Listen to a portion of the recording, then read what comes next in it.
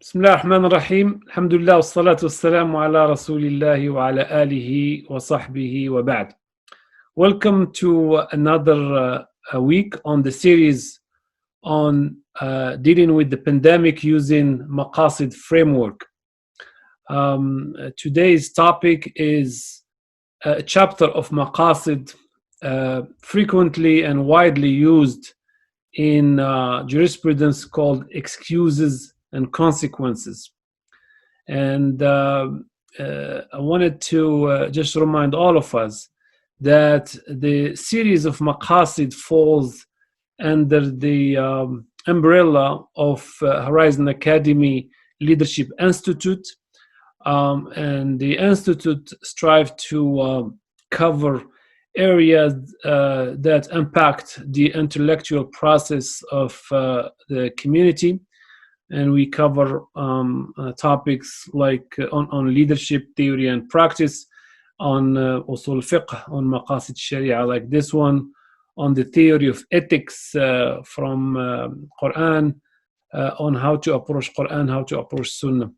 Because I'm giving this introduction because once in a while, people who are not regular with us, they lose touch of why we're doing this. And I've actually gotten people asking me, why are we doing Maqasid? What is the relevance of Maqasid? And we're hoping today to show some of the relevance of this chapter of Maqasid Sharia, or the objective of Islamic jurisprudence.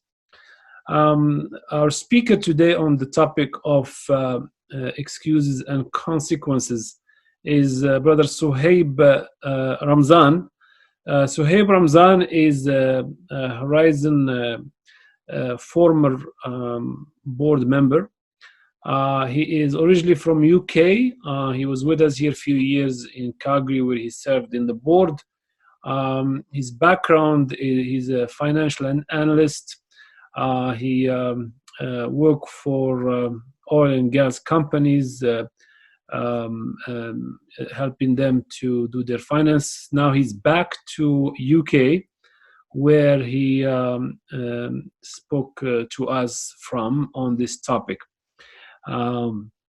So without further ado, I'm gonna invite Brother Suhaib to take us into a journey on this exciting and relevant topic that at times is controversial, and when we try to extrapolate on our current time and issues, there's some good usage, and it allows us also to this chapter is going to allow us to also question the utilization of some of these concepts, and so inshallah let's listen to Brother Suhaib. So first we'll have Brother Suhaib talk on some definitions, relationships, examples, and modern paradigms on the topic, and then we'll open it up for a Q&A and discussion. Jazakallah khair, Dr. Nuruddin, for the introduction. So Bismillah ar-Rahman ar-Rahim. As we carry on with the series to discuss more of on the Maqasid series of the tools that are available and the paradigms available to a mujtahid to come to certain legislations, the talk today is on consequences and means and excuses. And so we'll start with trying to set the landscape of what the definitions of these words are, that or these paradigms are, that a mujtahid will come to arrive at legislation. So the definition of consequences in the Arabic word al-ma'alat. If we just look at the linguistic meaning of the word consequence, it is, in the English language, it is a result or effect of something, something that logically or naturally flows from an action or condition, and the relation of a result to its cause. So really, anything that alters reality and the actuality, it changes the current state. So when the current state changes, it effectively follows on to its consequence. So I think linguistically, it's good to understand what these terms are, so that we're all on the same page. It's well known in Islamic literature. Most scholars would set the terms of reference, or the terms and the definition of those terms before they went forward. So I think it's a good idea that we're doing this in this series. Same thing when we say what the definition of means or excuses are, and the Arabic word is al-dhara'i. Is the mean to an end. That's what the term dhara'i means. It refers to any action, i.e. the mean, which is carried out for the sole purpose of achieving something else, an end. A few examples are here, like studying and getting graduated is a mean to get a targeted position in life. Again, getting citizenship of a specific country is a mean to achieve a level of involvement and benefits. The Islamic legislature, or the mujtahid, it will use this tool of using means to forbid something that is permissible, and then when it uses that, it's basically trying to block a mean to an end. And we'll obviously we'll go into this in much more detail towards the later part of the presentation. So very simply put, it is the idea of what you use and what the actions that you use that will come to a logical end, which will then be a situation or a consequence, whether you would like to have at that point in time or not. And what is it that you can do to shift that paradigm? And I think that's where these two have a very interclosed relationship between a consequence and a means, and we'll see how that will interplay later on through the presentation. We, in the last series, Dr. Yasser, in the last session, Dr. Yasser was talking about interests and harms, and we've obviously said through the series the definitions and what interests are and what level of interest there are, and how to balance between interest and harm. The idea on this part of the presentation is trying to understand what are the different consequences, and it's almost trying to scan in the future as to what those consequences are happening within society, and then what are the actions that are taking place today, and how do we, as the Islamic legislature or as leaders in the community, what do we do to make sure that we can come to some sort of a situation where we are trying to control the consequences, trying to control the actions in order to achieve a certain end, in order to achieve a certain interest, in order to avoid certain harms. And so there is this continual interplay between interest and harm and consequences and action, and then trying to block a certain consequence by using excuses and means that is leading to that consequence. So we can see the interplay between all 3 or 4 of these concepts and paradigms between each other, where we then come to a state whether we then have, and sometimes competing interests and harms against competing interests and consequences with multiple actions. And obviously the legislature then has the opportunity to either close a certain mean or to allow it. And so more often than not, we do see the closing of certain actions and means, but the option for opening certain actions and means is also there for the legislator. Again, from our classical texts and specifically in the Quran, we have seen examples of consequences, and certain legislation being, or certain direction and or certain guidance being given to us by the Quran in terms of what certain actions will lead to. So, for example, the well-known story about what happened to Aisha radiyallahu anha, and the defamation that she suffered by the people in Medina, and the hurt it obviously caused. However, when we saw the ayah in the Quran in Surah Nur, we can see that the Quran is almost telling us that the idea of what they have done, or the action that they have done, is actually a good thing. So how come it is good? How come it be something that is beneficial? And so those are the questions that you take from the ayah as to how does a lie and a defamation become good? How can an evil be better for you? Is it better to defame the mother of the believers, and wouldn't this cause hurt? And these lies don't have hurted the Prophet ﷺ. How can that be good? And I think it then goes on to explain the tafsir of Ibn Ashur, that this ifk in the previous ayah, what does it, how does it actually come out to be that this is something good? And he deduced a number of collateral benefits, saying that the idea of a group of people criticizing the mother of the believers gave the differentiation between who the true believers were and who the hypocrites were. There were new rules that were legislated to deter people committing slander. There was almost a proclamation of innocence of good people and honoring them by mentioning them in the Noble Quran. So almost an elevation of status on certain people.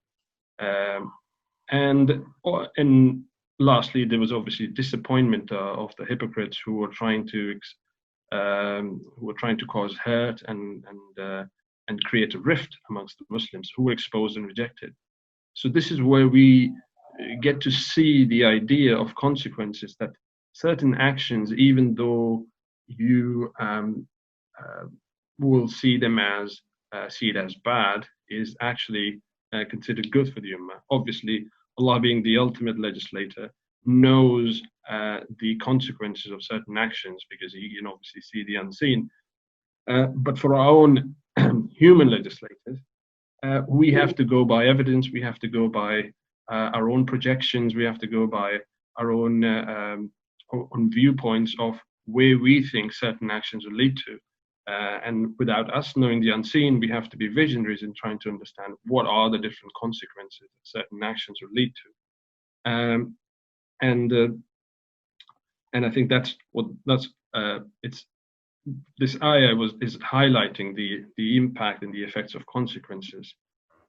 In the Sunnah, we obviously have different ahadith by the Prophet ﷺ, some of them being that we leave what we have doubt on, and taking a path where we think we're sure of. So leave what you have doubt on it to what you don't have doubt on it. The idea of trying to stray away from even getting close to sin, trying to move away from it, because if you get closer to a sin, you will fall in it.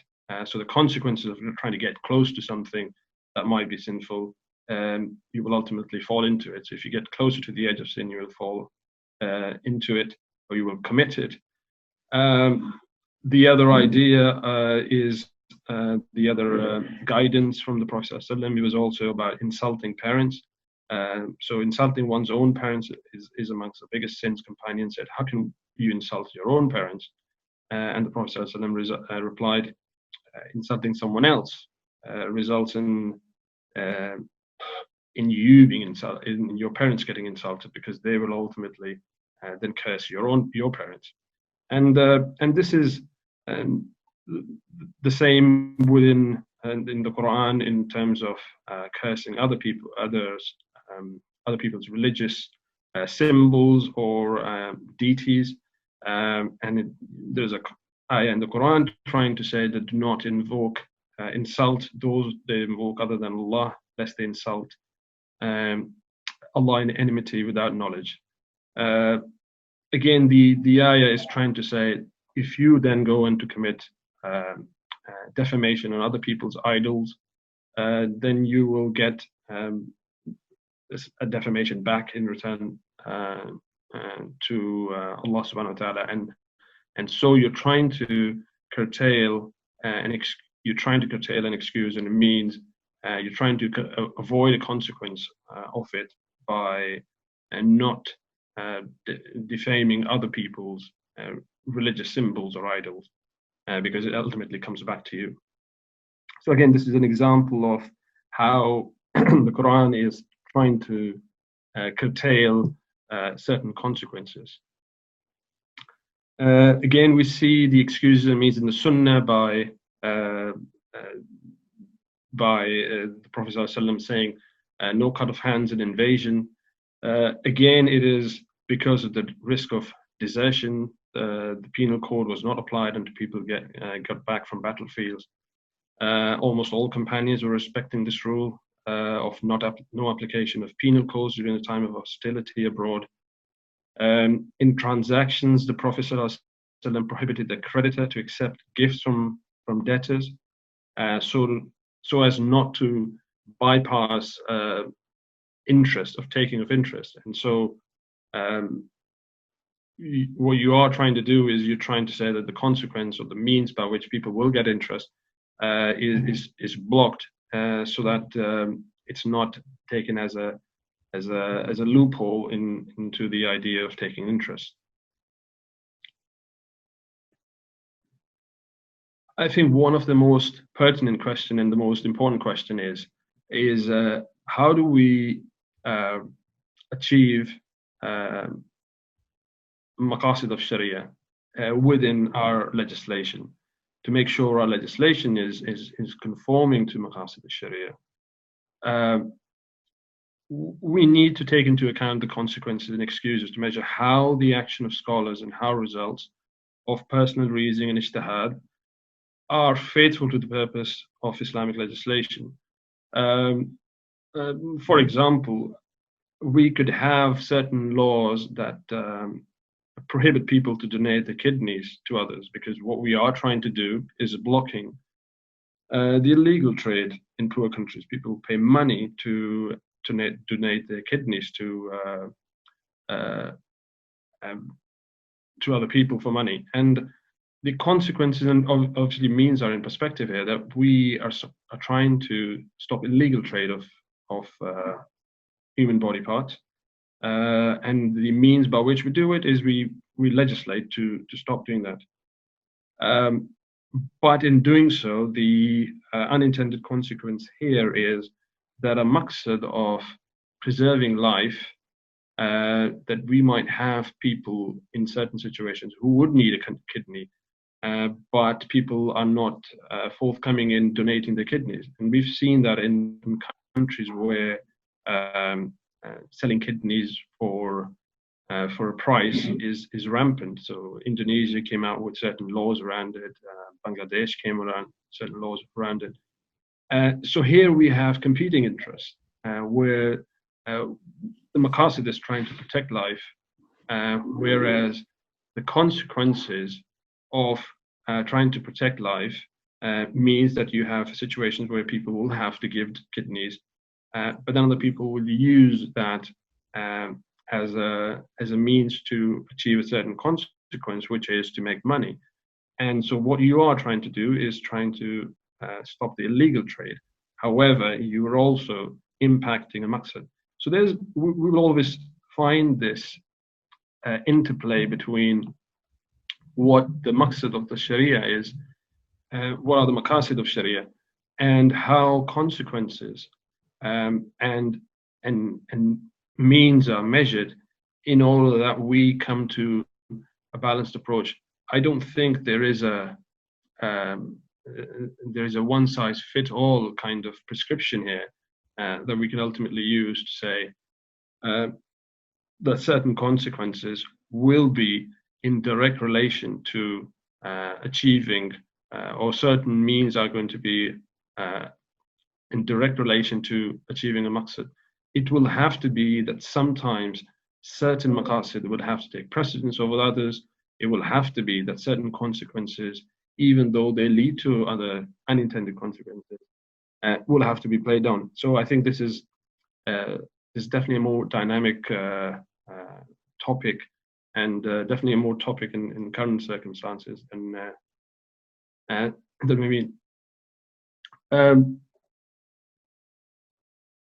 There is obviously a relationship between means and excuses and their relationship with benefit and interest. Sad al-darai, which is just sad meaning blocking, and al-darai is means. So blocking of means is complementary to maslaha benefit, as the removal of hardship is a type of maslaha. And you can say the same thing about opening of means, that you are trying to, in order to achieve a certain benefit for the community, or the removal of a certain harm from the community, you are using the blocking of the means and using or opening of the means to achieve a certain consequence, and for that you are effectively kind of bringing it to the same position as the masalih mursala. I think examples here, specifically recent examples of blocking and opening of means, so Sadd al-Darai or Fath al-Darai. We have obviously closed mosque for Friday prayers during the pandemic, because we see the consequences of opening of mosques during this time of pandemic will lead to definitive danger to people's lives. And so we have used or blocked a particular action which is permissible. The Friday prayers is in fact more than permissible. It's an obligation on Muslims to pray Friday prayers. However, we have analyzed, our legislators have analyzed to say that because Friday prayers congregate people, it's a legitimate action. However, it leads to consequences that we're trying to avoid, which at the same time is the preservation of life, which is a maqsad in Sharia. And so we have blocked that the bombing of the Bamiyan statues in Afghanistan by the Taliban, which is obviously a very interesting example, because there we are saying that the consequence that the legislators in Afghanistan at that time, when they destroyed those statues, hit multiple consequences at the same time. So where we said that we do not want to go and defame other people's religion, yet the legislators at that time in Afghanistan thought that that was okay, because the other consequence that they were trying to stop was that eventually they would find people going and praying to the statues. So they were trying to stop one consequence of shirk, but opening up another consequence of potential other religions using that as an excuse to go and defame the religion of Islam. So you have competing consequences in this case, where the legislator takes one consequence precedence over the other, and they then had to destroy those statues because they thought that was going to lead to idol worship. We can obviously argue if that was even a conceivable consequence, because that is the issue at play. Is you could potentially think of certain actions leading to consequences, but those consequences could be very minute in nature. And we'll talk in some of the slides to come about how Ash-Shatibi, who you could possibly say is the father of Maqasid al-Sharia, came to provide some stratifications of what is a certain cause that will happen versus what is probable versus most probable versus what is very rare. And so the idea here of destroying the statues was that a probable consequence that would have happened, or was that a very rare excuse to say that people in a Muslim country will start worshipping idols if you don't get rid of them? But again, if we kind of step back and say whether the action was right or wrong, but it was competing consequences that the legislature in Afghanistan were trying to grapple with, and they could have very well come to the wrong conclusion. And we can see how very quickly the action of the legislature, when trying to work out what the consequences are, and then trying to block a mean or open a mean, can lead to devastating impact for the Muslim community at large. Other examples are obviously organ transfer, and we talked slightly before that about it. Pilgrimage control, we have seen a very valid method of worship being controlled, so not everybody can go for Hajj if they wanted to, even though this is an obligation on Muslims. But the Islamic legislature in Saudi Arabia is obviously, in conjunction with other legislatures, will control the numbers of people coming in. And so it's almost, you are blocking here the means, because the consequences of having too many people could lead to more harm than benefit. And again, it's been argued that certain rituals of Hajj have been allowed before their appointed time. Again, you are deviating from certain standards that were set at the time of the Prophet ﷺ. But what you're trying to do here is again trying to open up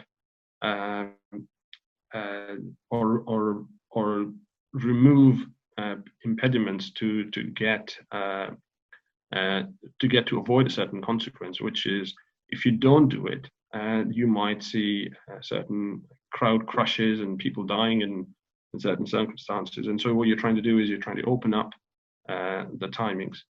And so again, these are all examples. Again, Fath al-Dharai, you are opening up certain means, again, in order to avoid certain consequences. So for example, you're paying ransom for captives, even though it might strengthen rebels. So you have seen governments taking advice from their legislatures to say, can we go ahead and can we do something that is wrong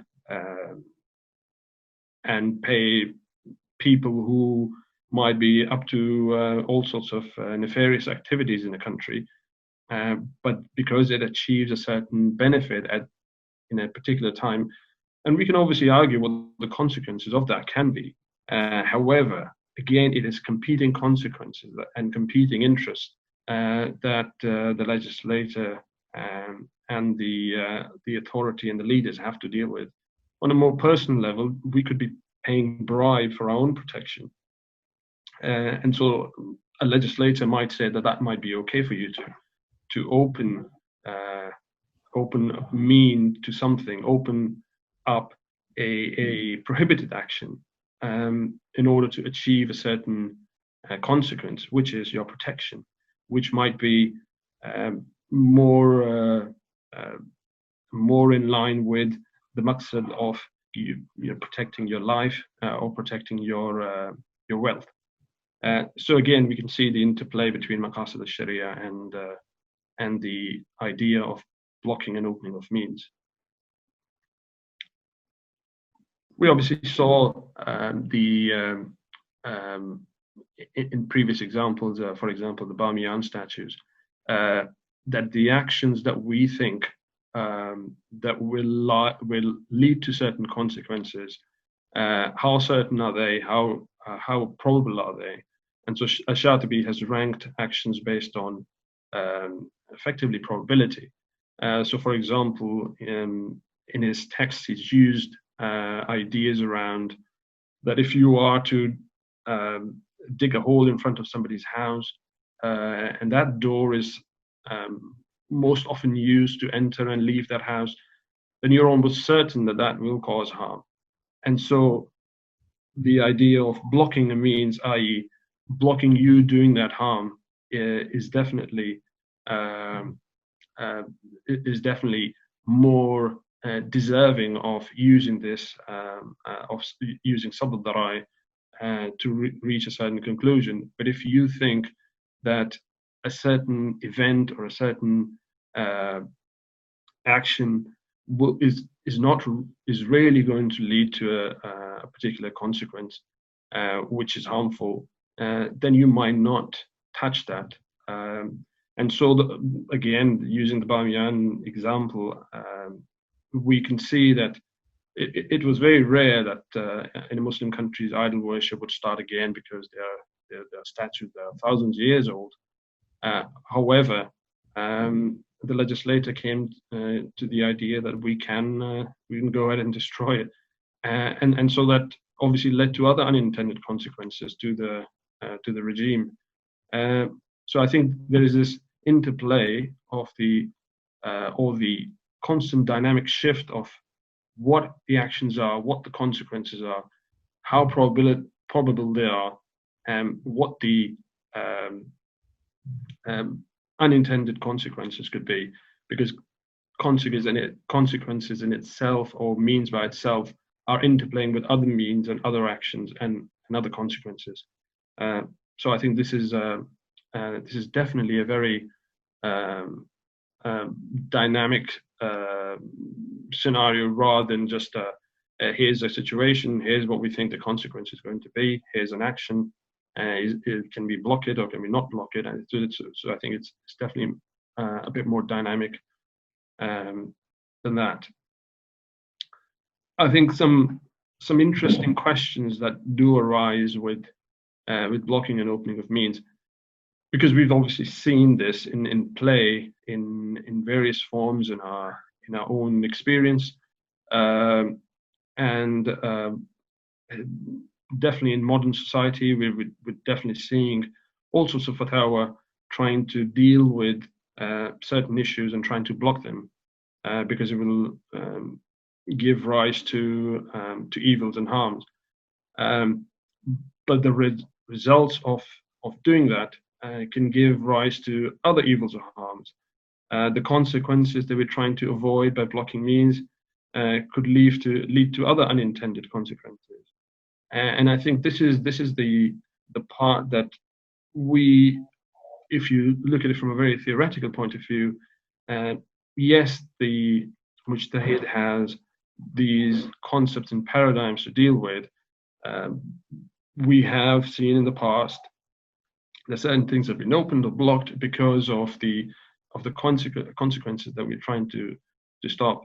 For example, fairly recently, Dr. Tariq Ramadan has argued for blasphemy laws to be revoked, or at least be put into moratorium, because the consequences of having those laws in place where you're trying to either trying to stop people of committing blasphemy, but the unintended consequence means that there's a lot of negative connotations being attached to our societies. And so he's saying we need a pause on these legislations. He's obviously argued for other penal code legislations to be also put on pause. Again, these are again competing consequences that we are interested in. I think the third point here, which is definitely a very valid point for our discussion in the future, is: are we being overtly creative in conjuring consequences or potential means or potential harms? I think this is probably the single most item that we can point to towards countries that are over legislating And this over legislation could be not just in a Muslim context, but in other contexts as well. But from an Islamic, from a Muslim point of view, we can have situations where the clergy or the Islamic legislature are trying to, for example, ban all sorts of creative slash entertainment avenues because they think that they are going to lead to consequences which are harmful. And it almost seems that sometimes those consequences are so rare, or those consequences are of a very high importance, but yet the Islamic legislature is trying to be way ahead of the game in those kind of situations. So I think that will definitely resonate with a lot of common layman people of trying to understand how does a mujtahid come to a conclusion of whether a certain consequence or a potential mean needs to be blocked. I think, again, for our discussion, we definitely need to think, how does the concept of wasatiyya guide the Islamic legislature in trying to say how much blocking of means, how much conjuring of consequences, what are our vision in terms of thinking what are the different consequences that could potentially arise in a Muslim society, and how the concept of wasatiyya or taking the middle ground, avoiding extreme propositions in terms of consequences, extreme notions of trying to block certain means. You would need some sort of balance. You need some sort of almost recalibration in terms of how an Islamic legislature would work in order to bring some sort of middle ground to this discussion, middle ground to the legislation. So instead of, say, being under legislated to being over legislated, you're somewhere in a sweet spot in terms of legislation. And again, how much do we take individualism? How much do we leave it to the individual versus, so if a situation is not that probable, do we always need a fatwa to control certain consequences? Can we have individual judgment and things being left to a judgment in order to contain a certain consequence or contain a certain harm, rather than actual legislation? And in the past, we've definitely seen a lot of legislation being geared towards economic transactions, and maybe not so much on individual circumstances. And we probably see it the opposite now with our legislators. I think one of the ideas around this whole series, in discussion with other speakers, has also been that as we talk about concepts such as Maqasid Sharia or al-ma'allat and consequences and sadd al-dhara'i and tools and paradigms that a mujtahid has in trying to achieve and trying for us to align ourselves with maqasid, there are modern concepts and paradigms that also will guide a mujtahid. And I think the ideas that are sitting within in modern society, whether it's in Western modern society or even in societies that have preceded Islamic societies, the idea of individualism versus collectivism. Can we always say that the good of the collective society has to take precedence over the benefit of the individual. Human rights, how does that interplay with trying to blocking means? So how does a legislator try and block people, individuals, doing certain things, and how that impacts on their individual rights of freedom of movement, to freedom of clothing, to freedom of speech, because they're trying to get to a collective good, to a good for society. Again, ideas around leniency versus extremism.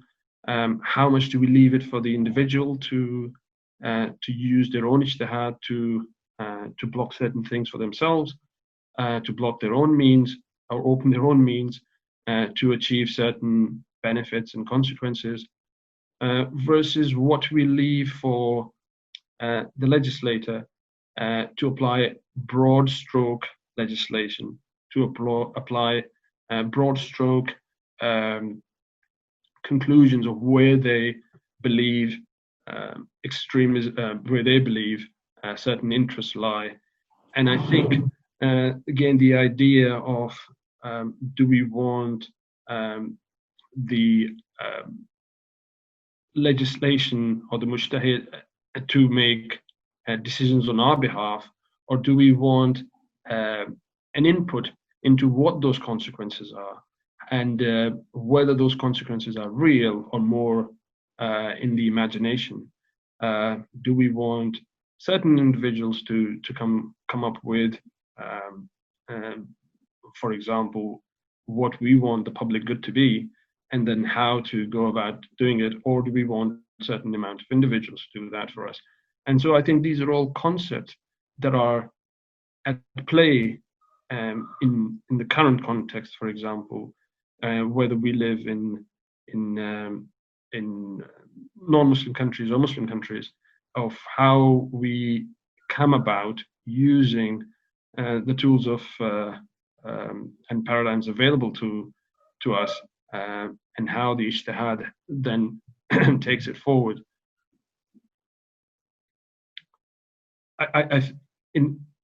In conclusion, what I am trying to put together here was the idea that you have these paradigms of consequence and excuses and means to enable legislators, to enable the mujtahid to come to the faqih, to a point where they're constantly scanning the landscape for events and actions that are resulting in consequences of harm and benefit. They're constantly trying to reevaluate where the situation is, what kind of actions are leading to certain consequences, how can we get on top of that. We could say, for example, on the recent events in history, such as should certain countries have gone to war with a certain country because surely the harm that that country could have applied to other countries would have been much greater, but they were too late. So they weren't visionaries in terms of consequences.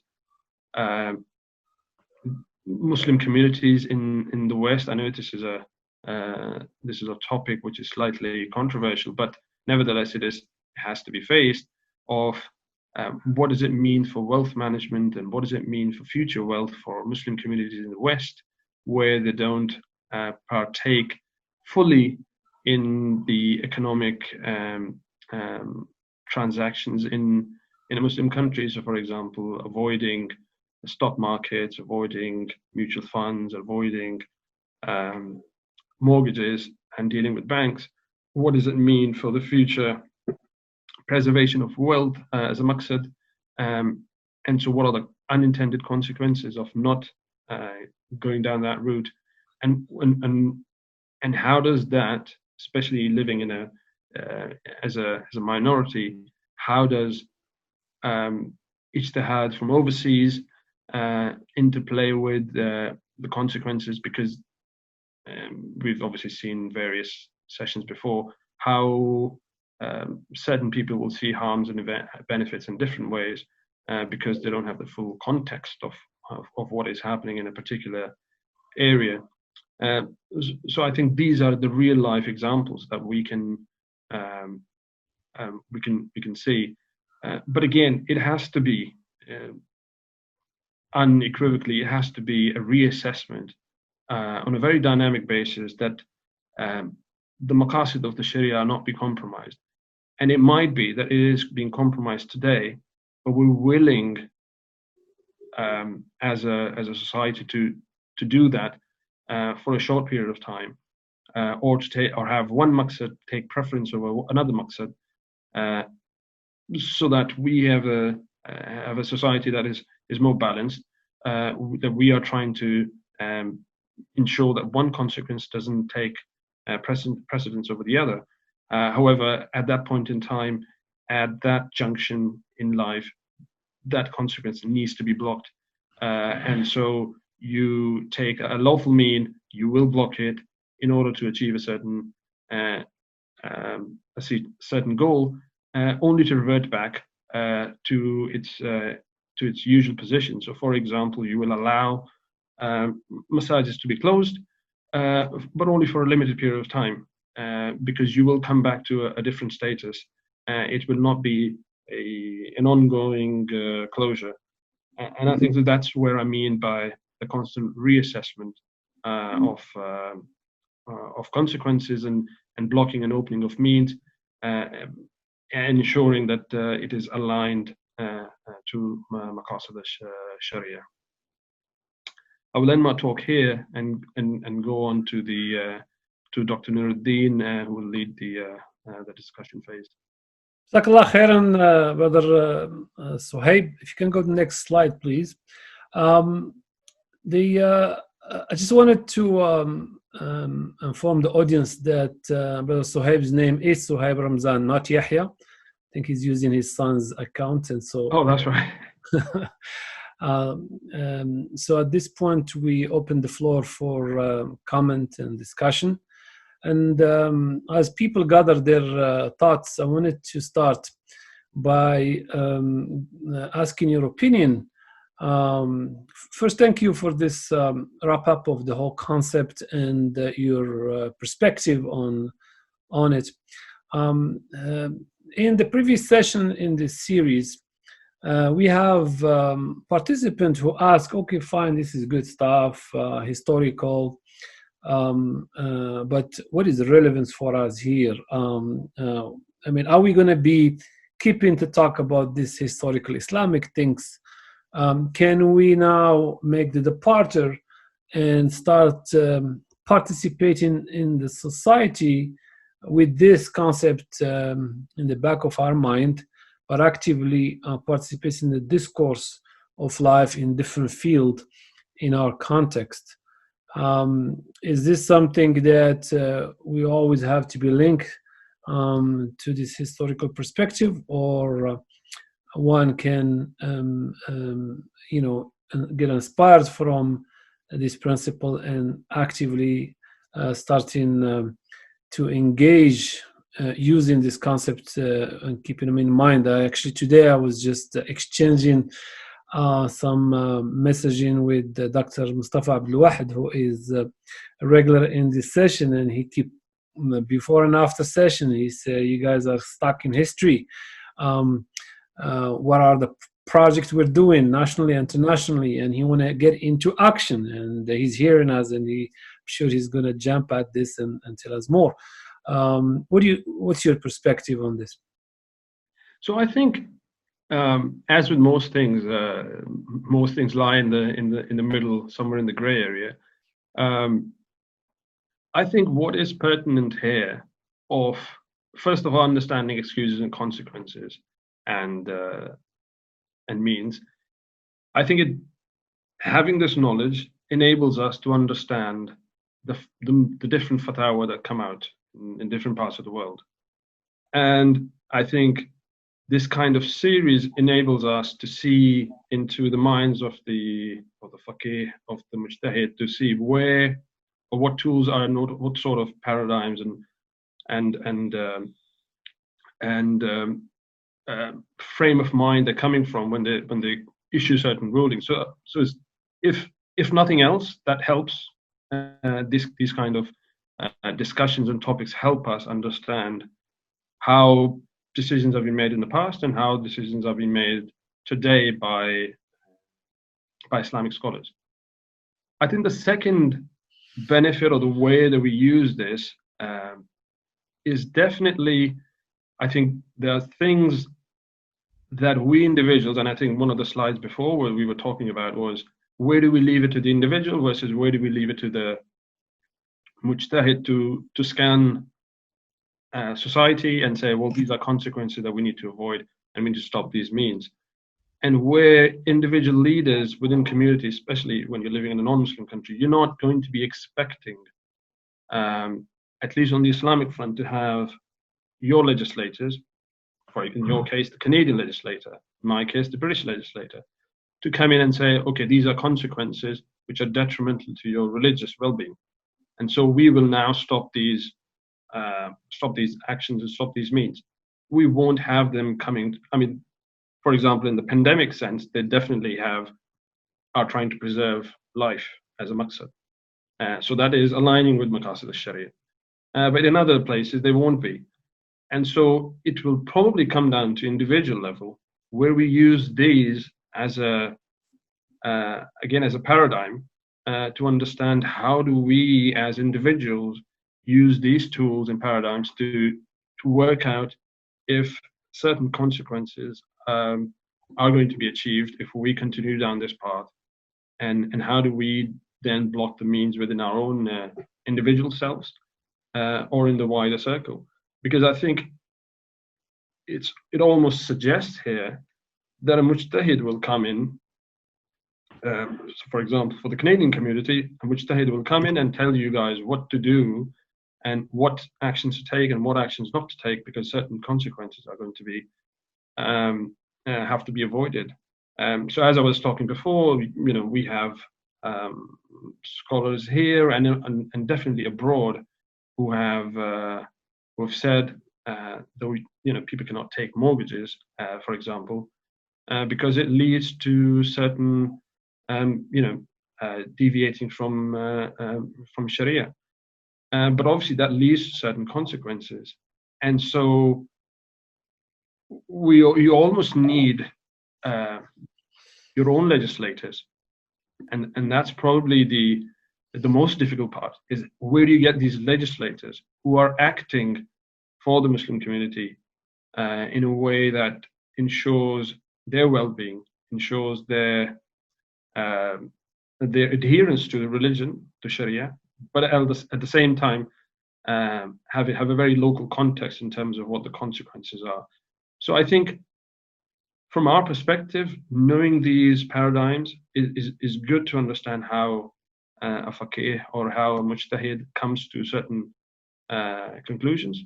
But at the same time, your contributors are right. How does this affect my individual self?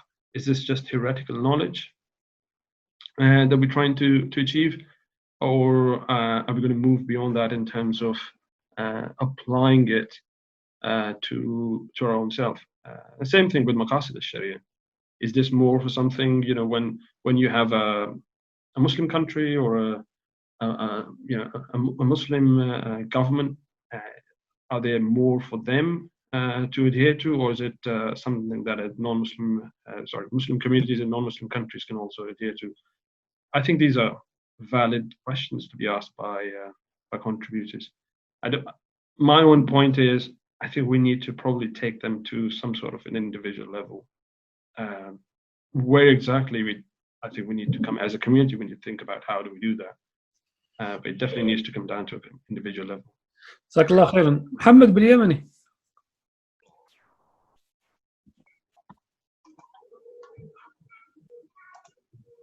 Yeah, thank you, brother Suhaib. It was a good journey.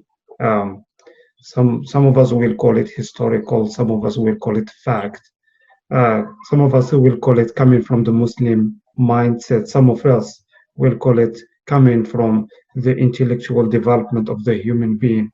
as it was evolving in the history and as is manifesting even nowadays, applying those principles not with the same names, but whenever you go, you find, oh, this is kind of coming as causing this type of issues, and we need to deal with the root cause. So the root cause is one of the buzzwords that we are dealing with in technical fields, in social fields, and in societal as multidisciplinary fields. And this root cause is kind of manifestation of this type of thinking, or as, at least as it is type of how we are conceptualizing our knowledge toward the reality and toward the issues we are facing in our life. And coming from this perspective, I mean, I'm not that much tackling it as historical. It's coming from the history for sure, but it's manifest in our reality, and I want to take it from its manifestation in the reality. That's what I want I want you to elaborate a little bit on this concern of type of thinking. So this is kind of pattern. It's pattern of thinking that we are applying, and we want to consider it as it's coming to the Maqasid and different fields. And the main issue that we are facing in this area, or this pattern of thinking, has to do with the two concepts. Is it causality, correlation? And this is one area of when it manifests in our reality, based on the bias that we may have. If we are biased that this one will cause this one, and it's only correlation, it will lead us to come up with different decision. Either it's individual decision or collective decision. Even if I want to apply it individually, if I have this bias in my head and I don't have the process to distinguish what is the correlation, what is the causality, I may miss the point, and I may come up with different conclusion. That's one thing. And the second thing that I see here as problematic, I mean, is the historical causality. Is it kind of coming forward, or is it need to be interrupted? And most of the scenarios that are coming as examples, or from the scholars, and the video that we will see coming from Benedetto, his fact, he's lived with us, and he's giving fatwa about the pandemic, and he was giving the fatwa regarding the Friday prayer, that he cannot stop it because of the pandemic. And this is thinking, and this is fact, not historical. And it's coming from this perspective where we miss the point, and we want to see how much this historical background affects us to have more freedom to process this type of pattern of thinking. So this is the two areas that I'm kind of that bother me. I mean, the first one is conceptual regarding the correlation, causality, and the second one, the impact of the historical on the way we think and the way we. Yeah, I want just your feedback and the way you look at it. Thank you. No, I agree to you. To most of what you're saying. I mean, it was not out of. It's not a coincidence that I tried to avoid using a lot of historical context in trying to explain consequences and excuses and means. We have huge volumes from Shatibi and many others around the idea of blocking of means that we could have used here. But again, I think it will kind of defeat the purpose that hopefully we're trying to achieve from the series, is trying to put it more into a modern context, into of the here and now, rather than trying to tie back everything to something that's happened in the history. For example, most of us, like you said, around the pandemic, most of the fatwa were definitely going back all the way time to the ta'un in Palestine, and I think that's just a natural conditioning that we've been exposed to, and I think that will stay. I'm not trying to here discount what's happened in the past, and I'm not trying to discount here what the Salaf have done. In no way, the traditional or the classical understanding of certain things. But even Ash-Shatibi was discounted, was not thought relevant in his own times. And you will probably find most big thinkers have been discounted for and ignored by the people of their time, only to be revived later in the future. So yeah, I'm very much in line with what you're trying to think here, that we have to use these paradigms in trying to relate it as much as we can to what it is today. Because I think, as I kind of alluded to in the talk, our legislator, which is a non-Muslim legislator in Canada, for example, or in other non-Muslim, and let's try and focus it on, we live here and there in the UK and Canada and US, and so let's try and make it more relevant. They are trying to do exactly what an Islamic mujtahid would do, is trying to figure out what the consequences of a pandemic is, and then trying to preserve life, which is no different to what is happening in a non-Muslim country. So yes, these are, if you put an Arabic word to it, it becomes almost like this is our concept, but it's a more universal concept of preserving of life versus looking at consequences and then trying to block in the means. One of the examples they've used in the previous series is, using a phone, perfectly legal, but when in the car, it leads to unintended harmful consequences, yet you block it. No different to what a legislator in a Muslim country would do versus a Muslim country. So I think if you decouple these terminology from history, in the sense that you're trying to make it more relevant and trying to also say that this is something that is already happening, is definitely something that we need to do, to at least to some extent, giving credit to what's happened in the history. Just now that we're talking about making it relevant to us these days, with what's going on with the Black Lives Matter, there's a debate there's a lot of issues that are coming out from this event of the death of George Floyd. And on the video, what was captured is one policeman leaning down with his knees against the victim, but three other people were there, three other policemen were there, and they did nothing. Actually, some of them helped and to constrain the victim, and another person was just blocking the camera, kind of the bystander, to cover what's going on. In fiqh, in fiqh al-Hanafi, one of the users of the said the dara'i',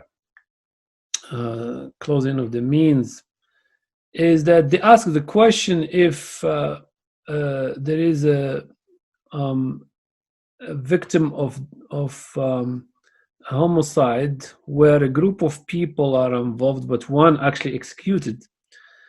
Omar radiallahu anh, and I think that was the school of thought that came after based on that, say that all of them are guilty.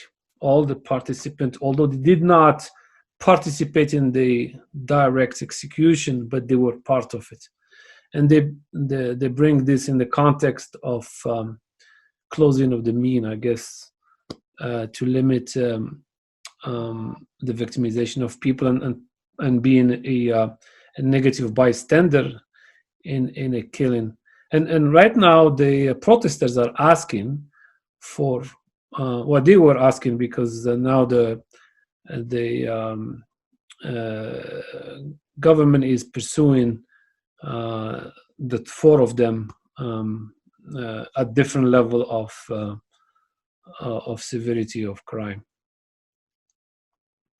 No, that's a very valid point. Again, they are trying to block by putting on trial the accomplices. Effectively, you're trying to block future people from doing certain things. So yeah, and I think this is where the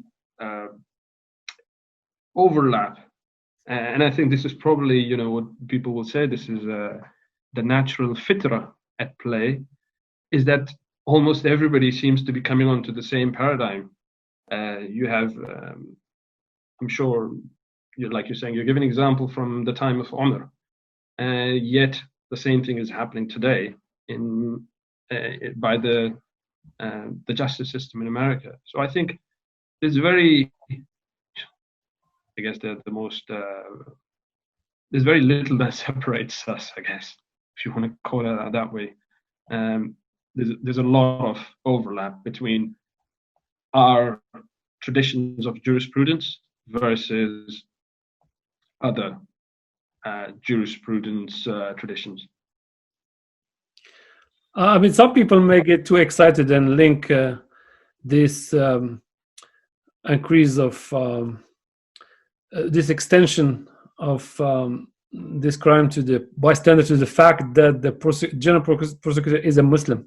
Keith Ellison, right? Yes. Yeah, Keith is a Muslim, but because the first prosecutor only targeted the main person, and then he came, the second person came and actually extended it after seeing more evidence, and he gave his reasons in the public. What was his reasons of extending this to the other three officers? Anyway, so we also have. Sorry, just a quick point. We also have positive discrimination. So we have discrimination, which is bad, but yet we have positive discrimination in certain countries to alleviate certain minorities because they've been discriminated in the past.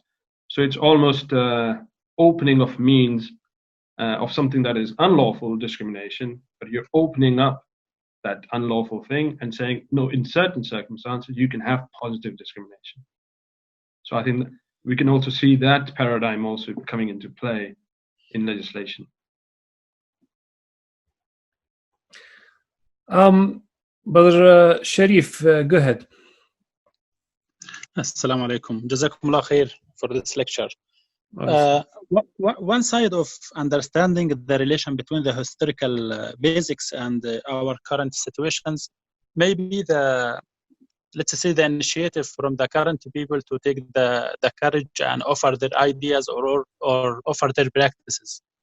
Let's say if the people now for the George Floyd case, if they follow the normal, let's say legal steps to ask for his right or ask for his death or something like that, maybe they will not get the same influence like what happened now. My idea that we need to offer our initiatives and don't think a lot about the, let's say, paradigms or historical basics, because by the end we will get a lot of feedbacks about the new practice or new ideas. Another example, let's say, from 1 month, some people, or it's a fatwa in Europe, I think, about you can follow the imam on like, let's say, imam, like on a screen or internet, something to do your salah.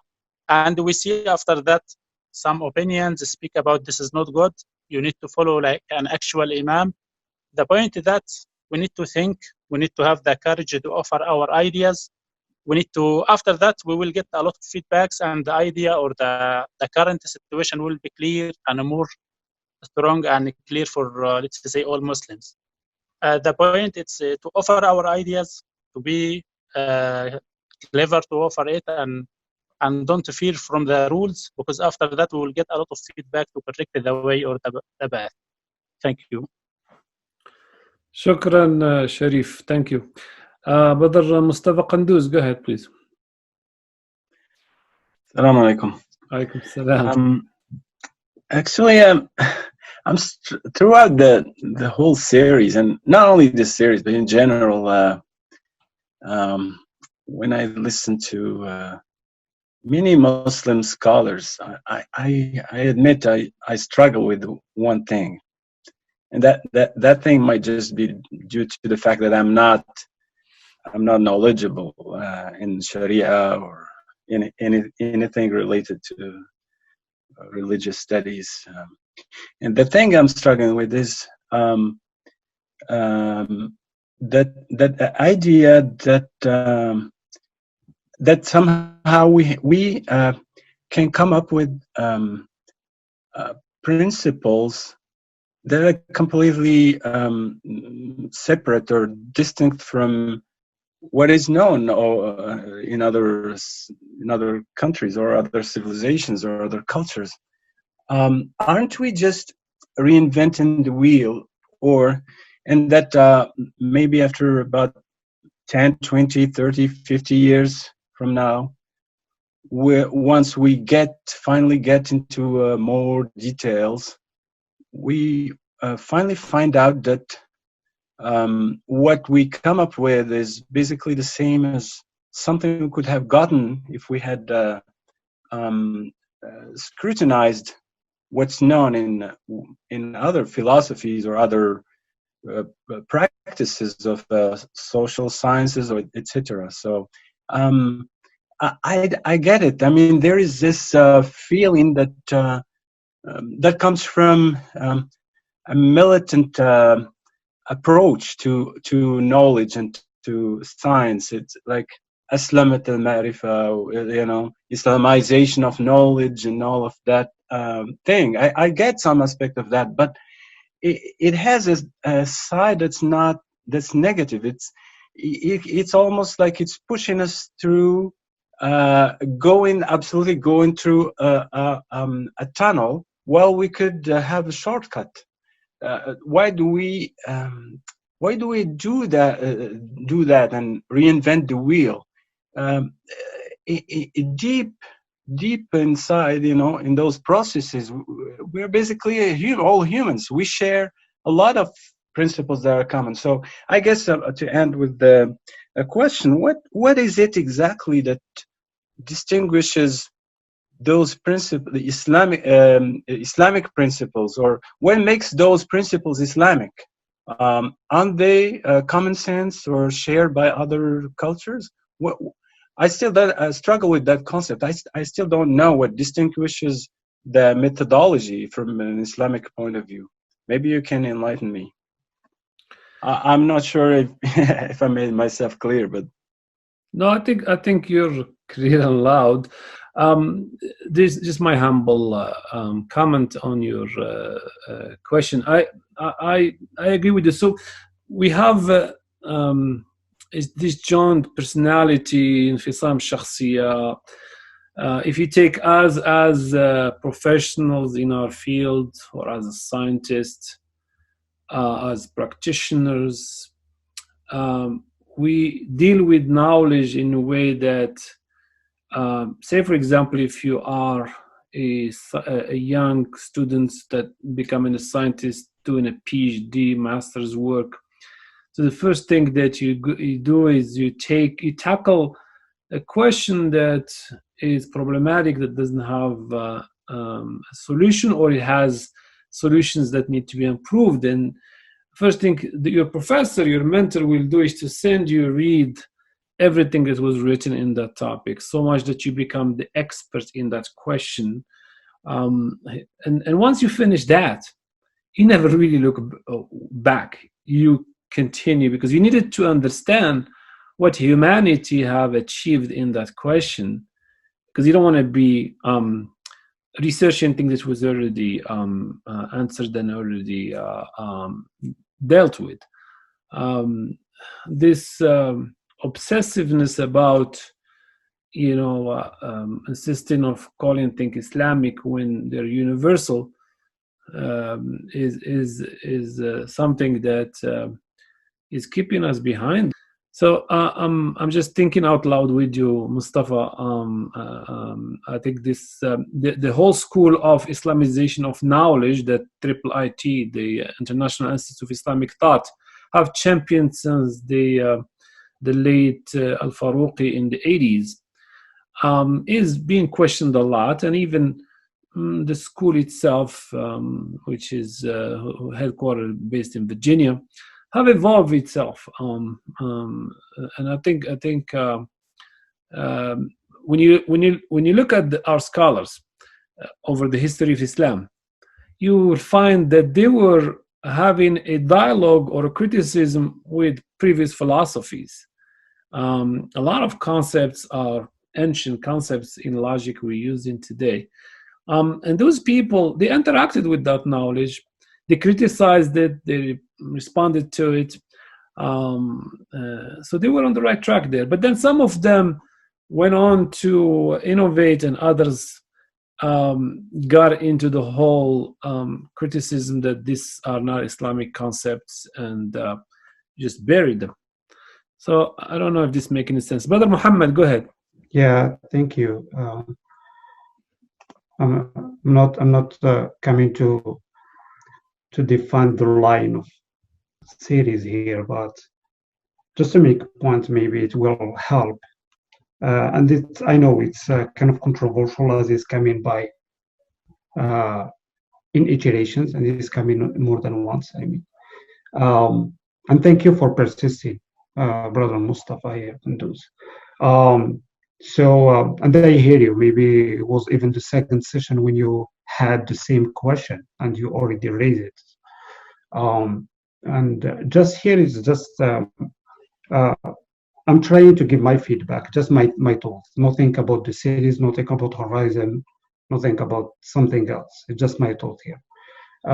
So this series, it takes kind of expectation as strategic kind of project. So strategic project, it takes as expectation to deliver the pandemic through the channel of the Maqasid frame tradition.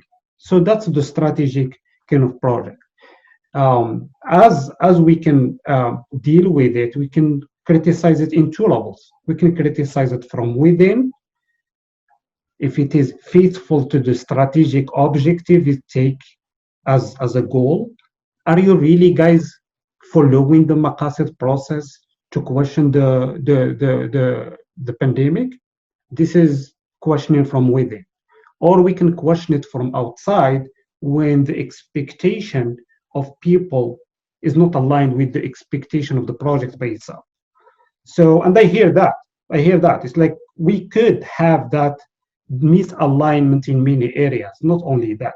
So this project is coming with strategic view as part of bigger picture, where it's framing and liberating the thinking and liberating the sacred area in our religion, so people can start feel free to question and to act, not only to question and to act. We are not all of us in the same line. So part of the liberation process is to bring it closer and to see even from within, even if you are really rigorous of following this process of the Maqasid and so on, there are many areas where you can liberate yourself and to act and think and move on. You don't want to be stuck. And this is coming from kind of iterative process where we see the people, and especially with the project of this weekend school, we see where the people are really stuck of iterating as parrot, whatever it's there, even if it doesn't make any sense, whatever it's there, even if it doesn't fit any objective. And we are coming from within the community to start deliberating that. So that's one area here. The second area I want to tackle, it's about the Islamization of the knowledge. We're not in the, at least from my perspective, and this theory is not coming from the perspective to Islamize the knowledge. We have even critical view and we took it in the ethical series, where the Islamization of the knowledge is not ethical, because it doesn't bind us with the all humanity in terms of transcending the knowledge that is not belonging to the specific race, to the specific culture, to the specific view, to the specific religion. And this is one thing. This is Islamization of the knowledge. Just forget about it. We have big issue with it. We dealt with it many times, starting from Tajab al-Adwani to kind of Hajj Hamad in Sudan to a lot of Farouqi and so on. So there is a big issue with it, and we can discuss it conceptually in different kind of platforms. But coming here, so are we taking the maqasid in the level to question it in order to extend it with our human knowledge? That's the question. And this is what we see in many sessions coming. Oh, that thought is not really qati'a. It's not really cut between us as a Muslim and other human. But what is the critical in your comment? And it was tackled, I think, many times. Just I want just to bring it back here as you are bringing the question. Is there anything Islamic about it? And this is very good question, and we want to really to stick to that. Is it really Islamic, something Islamic about excuses and consequences as pattern, or as masalih, or as qiyas, as maqasid, and so on. And this is where we may have some debate. That's the point here. What is the Islamic part of the whole framework, and what is not Islamic part that we can link to our advancement in the knowledge? And this was practiced by many schools when they distinguish what is khususi, what is I need to consider it, and what I can dilute and evolve and build on it and move on. And what is Islamic here, it was really framed from Jasir Auda kind of intervention. He said the maqasid is not only the process in the methodology. The maqasid is the process and the principles. Some principles, we share them with the human being as universal principles, and some of them are not. And by linking those not Islamic principles, Islamic principles that are not really universal, they are specific to the religion, specific to the aqidah, specific to the spirituality, where is the spiritual component, and it was alluded by Suhaib when he invoked the individual involvement. And when we evoke that to masal, it's not about the material, it's about where is your thinking when you are targeting different area dimensions. I mean, I don't want to get back to those dilemmas, but let's have it as a base here. In this maqasid, there is the process and there is the principles. The principles are not fully shared, and which are related to the Islamic paint to this whole framework, and the process where we are trying to find bridges with the human intellect and to tell, oh, the consequence is not something coming out of the human thinking. It's coming as part of the human thinking and evolution. It should take in consideration this correlation and this phenomenology, and this brother Mustafa, if he's here, will see it again. I mean, and we need to link it. That's the part that we need to evolve in. That's the part that we need to make it in the top. We don't want to still using the traditional way. This is a process, but the principles, we need to evolve them and to elude them in more sophisticated way so we can make them real. That's that's my. I think Mustafa Qanduz has a comment. I'm really glad we're having this discussion, but I hope we can have maybe in the future a specific session just for that issue. I just want to clarify one thing. I'm not. My opinion doesn't. Maybe it's not completely the same as the other Mustafa's opinion. I'm not.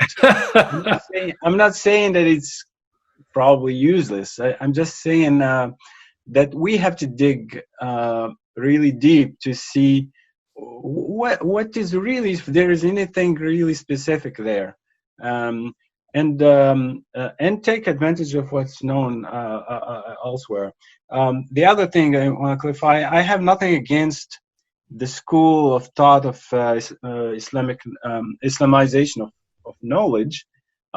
Because I have respect for everybody who thinks. As long as you're using your brain, you're thinking, you're trying to do something. It's a very honorable thing to do. So I might disagree with certain things, but I have utmost respect for all kinds of thoughts. The last thing I want to say is. Regarding this distinction between principles and processes or methodologies, it just happens. I'm reading these days the founding book of the Islamization of Knowledge School by Rajal Faruqi decades ago, and I'm also reading a book, an interview with Dr. Abdulwahab Masiri. You know him. On ثقافة والمنهج, culture and methodology. And although Masiri's writing is admirable, I really, rahimahullah, and I really like his writing and his ideas, and they are far more developed than many others. But I still struggle, even with reading his developed writing, I still struggle with that dualism between methodology and the values and the premises and the principles, and it looks to me like we're mixing both methodologies, and we're saying, oh, methodology is not neutral, especially in social sciences and psychology and all of those so-called non-natural sciences. We have a feeling that in those fields, methodology is not neutral. And that's the approach that all the ta'sil and Islamization of knowledge, all those Muslim schools of thought, that's the point of start. They're thinking whatever methodology is used elsewhere, it must not be neutral. But in my opinion, it's not about the methodology, because methodology, just as in natural sciences, if you really apply it correctly, and it will lead to the same truth, and that's a human truth. But what we should probably dig into a little more is how to apply that universal methodology to answer questions that might be value related, might be then culture related. So that specificity, in other words, and to finish with, might not be about the methodology. So if you're thinking about the rules, all those principles you talked about in the Maqasid, all those things, those methodologies might not be specific to Islam.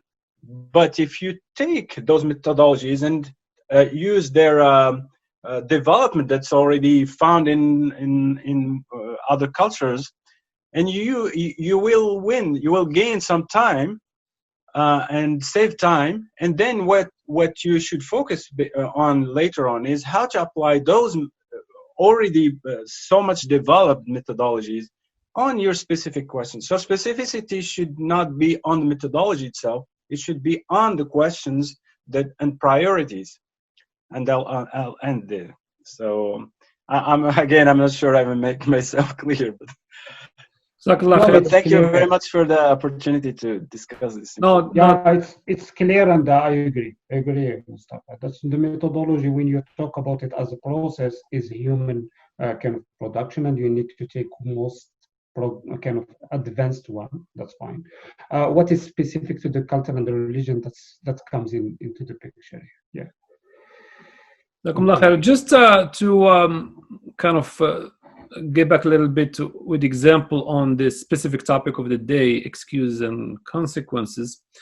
When it comes to closing the mean or sadd al-dara'i', as an example, there is the whole question about the travel of the woman alone or needing a chaperone to travel. And the teaching was that it was not proper and safe for a woman to travel alone and need a chaperone. But that practice continued even to today, where women are restricted in movement, which hence put them at disadvantage for education and for business opportunity and others. And when the reason for closing that mean is the safety. Nowadays, travel is for different reasons, especially after 9/11, has become very secure. That a woman could travel from one part of the world to the other. You could drop your wife in the airport, and then her family pick her up at the end in Australia or in somewhere else in Africa, and be a lot safer. And on the other hand, certain men could be a danger to travel in certain areas that are known to be unsafe, either certain within North America ghetto cities, or in certain countries that are plagued with wars. And at that point, the means should be closed on the men themselves to go to those risky areas.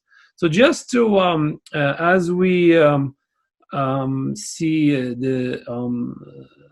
the closing of the means, we also should see the opening of the mean when the cause is no longer there.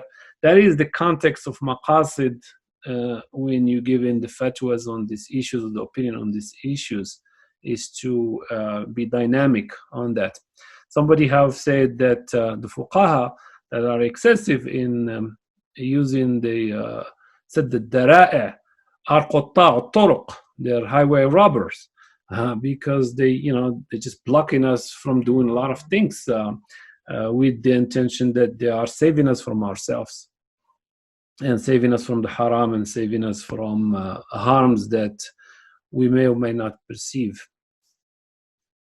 Any comment or question or discussion point?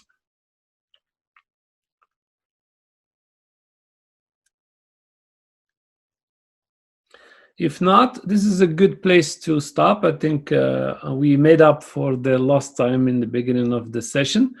Thank you, everybody. Now, before I do that, before I let you go, I should not forget to remind you that Thursday we will have the our pandemic case application of today's session, which is Sadd al-Dara'i and al-Ma'alat, or consequences, and closing the means. And the topic of discussion is how do we prevent the advance of future pandemic. Yeah. So I know there's a lot that was said about this. What come to mind is the famous Bill Gates 2015 TED Talk, where he was talking about how do we prevent the next big pandemic, which then gave conspiracy theories a party to extrapolate how he actually knew this happening and is going to happen, and he predicted it, and he's after it. He's behind it like others.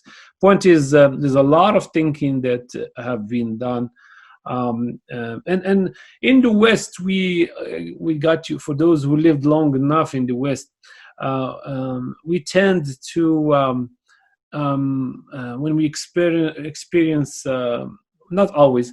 Experience a big issue, either of security or of health, that people put processes in place to prevent those in the future.